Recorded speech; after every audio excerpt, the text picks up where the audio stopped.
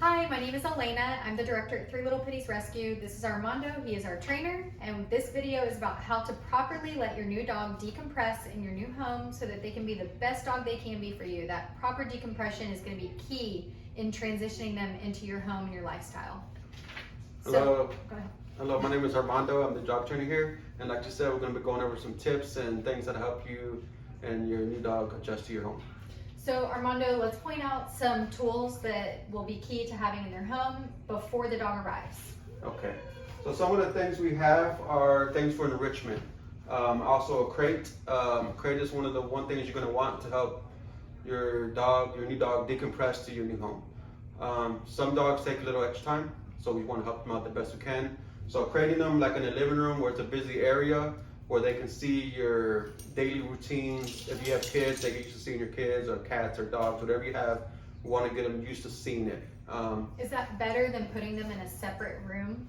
Yes, so we always want to, when we decompress dogs, we want to have them out in the open so that they can see what's going on. In the dark room, it's really going to do nothing for them. They're just going to learn how to be in a dark room. We want to make sure these dogs can see what's going on and get adjusted and things like that. So I recommend getting a crate for your living room or a busy area in your house where a lot of y'all are going to chill and relax and stuff like that. Okay, how about the difference between this and a regular wire crate? If they're adopting a large breed, wouldn't you recommend something pretty sturdy? Yeah, I don't recommend wire crates for adopters. These are great because they're almost indestructible. Some dogs have a little more anxiety, and we want to make sure that they don't practice bad, unwanted behaviors. And if they start chewing on a wire crate, they can bend them, and there you go, a new behavior being introduced to them. So by doing this, they can chew on it, nothing can happen. This is solid. And this is on Amazon, and I want to say these are about $140 for a size large. So they're totally feasible, and they'll last you forever.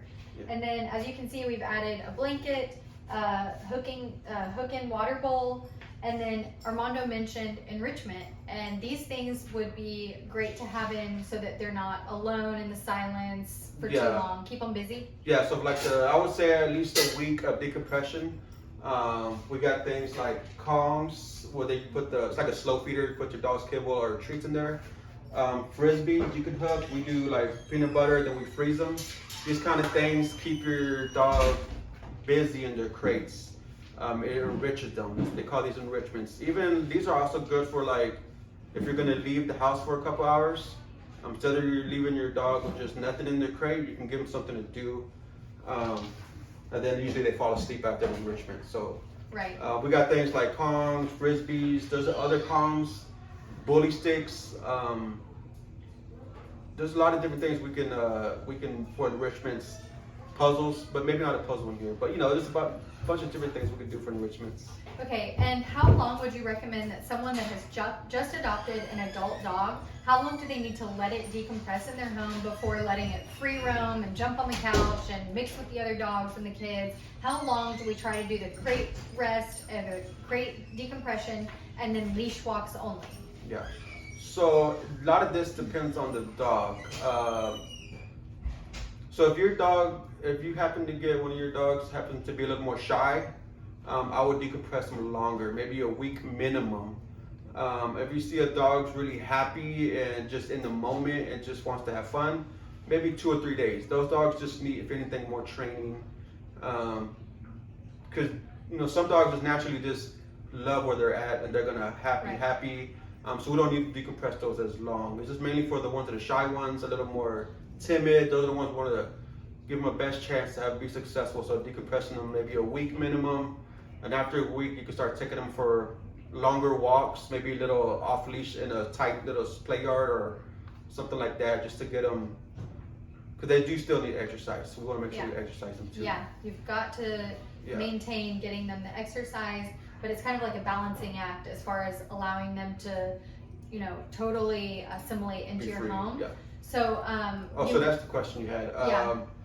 So after you do take a dog off decompression, I would recommend having them on a drop leash around your house, or what do we call those? A drag leash, we would call them. I wouldn't give them total freedom to the house, maybe just the living room. I wouldn't let them into the hallways or the kitchen. not until they mastered almost being calm inside the living room. Once they know this area is good, then this also helps with potty training. Some dogs may need help potty training, and if you give them too much access to a house, that's just more options to place the potty. So if you restrict small rooms in living room, and then as they get better, you can start introducing them to the kitchen or hallways or bedrooms if you want, depending on how much you want your dog. But freedom is earned. Yes. So just remember that. So guys, the bottom line here is it is absolutely imperative that you follow the decompression guidelines that we've provided for you as far as using the crate and then bringing the dog out for structured interactions at the beginning of this whole thing while the dog is assimilating into your household. It's imperative because they will have just gone through a pretty stressful transport.